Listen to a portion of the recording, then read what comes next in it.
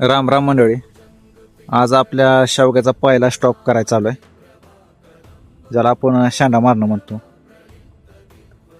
शांडा आपल्याला फक्त ते मारा फक्त आपल्या ते कमरा लेवून आपल्या कमरा हिशोबाने मारायचा आहे.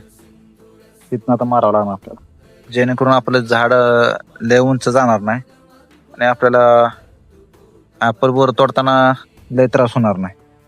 तेव्हा आपण आपलं बराबर कमराच्या मापाने केलंय दिसतंय असं तुम्हाला. आपलं पहिला शांडा कमरा मापाने मारायचा आहे, जेणेकरून आता ही सब ब्रँच आहे ना, हिथनं आता लय उंच जाणार नाही. हिथनं आता हिथवर आलं ना, ह्या हिशोबानं की तर अजून दुसरा स्टॉप मारायचा आहे. जर जे नवीन शेतकरी आहेत ना, त्यांना जण कोण नसतं बरं का. आता आपल्याला जवळजवळ 10-11 वर्ष झालं ॲपल बोर आहे. उत्पन्न पण चांगलं आहेत ना. थोडा त्रास होतो राब आहे बघा, पण उत्पन्नाच्या मानानं ॲपल बोर ऐकत नाही.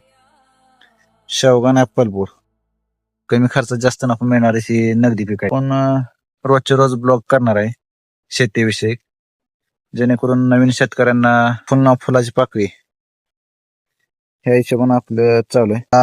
जवळजवळ आपल्या अंडरखाली 2-3 एकर शेतीमध्ये ॲपल बोराची आता लागवड झाली. आपल्याला एका पुतण्याला पण जवळजवळ 1.5 ते 2 एकर ॲपल बोर लावली आणि चुलत भावानं पण लावली.